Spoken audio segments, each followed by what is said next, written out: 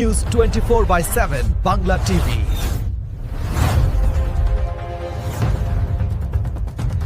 তৃণমূল কংগ্রেসের দলের তরফে প্রতীকে মমতা বন্দ্যোপাধ্যায়ের প্রার্থী হিসেবে 1 মাস হয়েছে এই বিধানসভায় এসছি।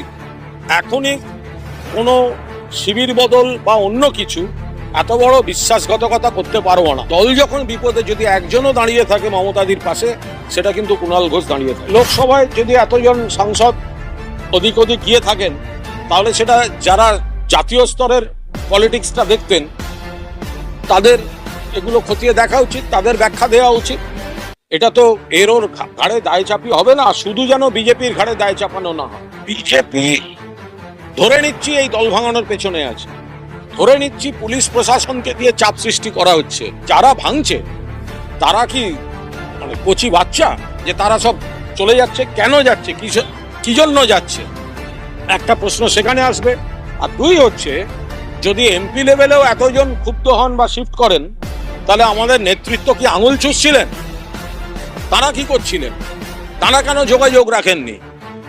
কেউ হঠাৎ চলে যাচ্ছেন, হঠাৎ নাকি তাদের এনডিএ প্রেম জেগে উঠছে। এটা হয় নাকি কখনো যে এতজন লোক একসঙ্গে চলে যাচ্ছেন? নেতৃত্বের নিশ্চিতভাবে তাদের এই দায়িত্বটা নেওয়া দরকার, দায়টা নেওয়া দরকার। তাহলে তারা কি লিডারশিপ দিলেন? যে একটা লোক যদি রাগে গিয়ে থাকে, অভিমানে গিয়ে থাকে, অথবা কোট আনকোট কোনো ব্যক্তিগত স্বার্থে গিয়ে থাকে, যেটাই যাক, সেটা নেতৃত্বের সঙ্গে একটা যোগাযোগে থাকবে না? এটা কে কার সঙ্গে কথা বলবেন এই বিষয়ে তো কোনো মন্তব্য করতে পারি না। ফিরহাদ হাকিম মমতা বন্দ্যোপাধ্যায়ের দীর্ঘদিনের সৈনিক, প্রাক্তন পুরপিতা, প্রাক্তন মেয়র ইন কাউন্সিল, প্রাক্তন মেয়র, প্রাক্তন বিধায়ক, প্রাক্তন মানে এখনো বিধায়ক, প্রাক্তন মন্ত্রী, মানে এখনো বিধায়ক, নিশ্চিতভাবে বিধায়ক, প্রাক্তন মন্ত্রী এবং সংগঠনের অন্যতম গুরুত্বপূর্ণ নেতা। তিনি যদি কারুর সঙ্গে কোনো কথা বলে থাকেন, কি কথা বলেছেন সেটা না জেনে আমি কোনো মন্তব্য করব না। তবে তারপরে বেরিয়ে ফিরহাদ হাকিমের আমার সঙ্গে দেখা হয়, বেশ কিছু কথা হয়, আমি তার উপর দাঁড়িয়ে কোনো মন্তব্য করব না।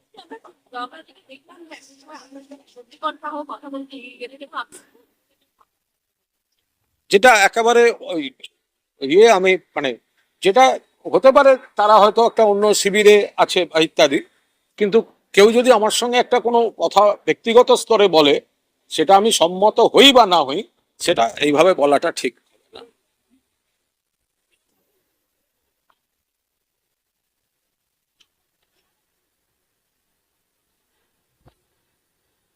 তার কারণ আমার মনে হয়েছে যেভাবে বিরোধী দলনেতার পদটি এবং ঘরটি অনৈতিকভাবে স্পিকার কয়েকজনকে দিয়েছেন, তো সেটা আমার মনে হয়েছে যতক্ষণ না আমার দলের কোনো সিগন্যাল পাচ্ছি, ততক্ষণ আমি ওই ঘরে বসবো না। কেউ না থাকলেও আমি একা আসবো, একা বসবো। আমি লবিতে গরমের মধ্যে বসে থাকবো, আমার কোনো সমস্যা নেই। কিন্তু অনৈতিকভাবে যেটা দেয়া হয়েছে, আমি এসির হাওয়া খাওয়ার জন্য সেই ঘরে আমি বসবো না।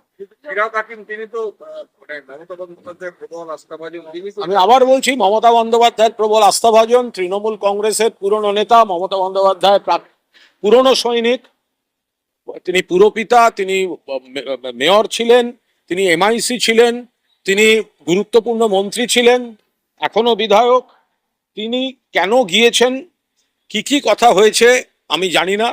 বেরিয়ে আসার পর আমার সঙ্গে কিছু কথা হয়েছে, সেটাও আমি বলবো না। ফলে ফিরহাদ হাকিম সংক্রান্ত কোনো প্রশ্নের আমি আজকে উত্তর দিচ্ছি না। অভিষেক বন্দ্যোপাধ্যায়েরও ঘনিষ্ঠ একজন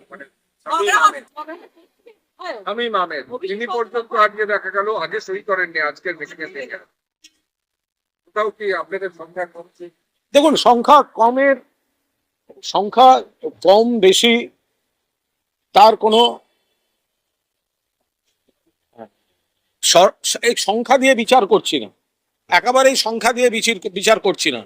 আমি আবার বলছি, তৃণমূল কংগ্রেসের দলের তরফে প্রতীকে মমতা বন্দ্যোপাধ্যায়ের প্রার্থী হিসেবে 1 মাস হয়েছে এই বিধানসভায় এসছি।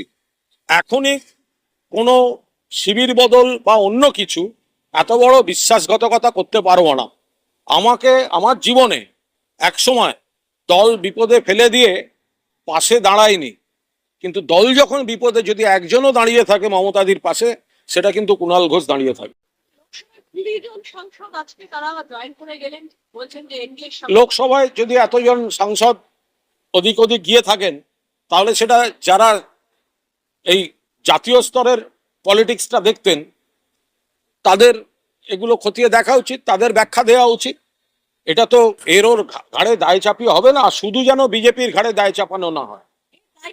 আমি আবার শেষ করি, এটা যেন বিজেপি ধরে নিচ্ছি এই দল ভাঙানোর পেছনে আছে, ধরে নিচ্ছি পুলিশ প্রশাসনকে দিয়ে চাপ সৃষ্টি করা হচ্ছে, আমি তারপরে বিজেপিকে পুরো দোষ দেব না।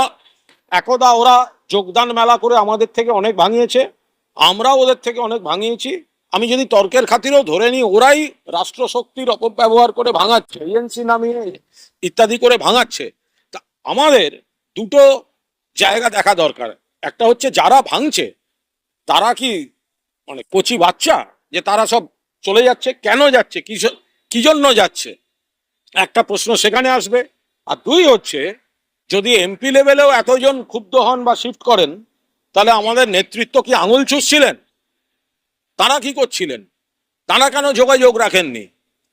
কেউ হঠাৎ চলে যাচ্ছেন, হঠাৎ নাকি তাদের এনডিএ প্রেম জেগে উঠছে, তাহলে কি আমাদের নেতৃত্বের সঙ্গে যাদের দায়িত্ব, যারা অল ইন্ডিয়া সব বড় বড় পদে, তো তাদের সঙ্গে কি এই সাংসদদের বা এই নেতাদের কমিউনিকেশনটা কমে যাচ্ছিল বা কমে গেছিল? এটা হয় নাকি কখনো যে এতজন লোক একসঙ্গে চলে যাচ্ছেন আর ওখানে কি বলে, ওখানে আমাদের সব বড় বড় পদাধিকারীরা জাতীয় রাজনীতি দেখেছেন, আর এখন আমরা সবাই মিলে বলবো ওই বিজেপি ভাঙাচ্ছে, নিশ্চয়ই বিজেপিকে সমর্থন করব, কিন্তু যারা যাচ্ছেন তাদের অনেকের নানা অঙ্ক এবং আমাদের নেতৃত্বের নিশ্চিতভাবে তাদের এই দায়িত্বটা নেওয়া দরকার, দায়টা নেওয়া দরকার। তাহলে তারা কি লিডারশিপ দিলেন যে একটা লোক যদি রাগে গিয়ে থাকে, অভিমানে গিয়ে থাকে, অথবা কোট আনকোট কোনো ব্যক্তিগত স্বার্থে গিয়ে থাকে, যেটাই যাক সেটা নেতৃত্বের সঙ্গে একটা যোগাযোগে থাকবে না, এটা কোনো কথা হলো? আমি এইভাবে বাইরে কারুর ব্যক্তিগত যা যা বলার বলবো না। আমি গতকালও পোস্ট করেছিলাম, আমি আজ আপনাদের সামনেই বলছি,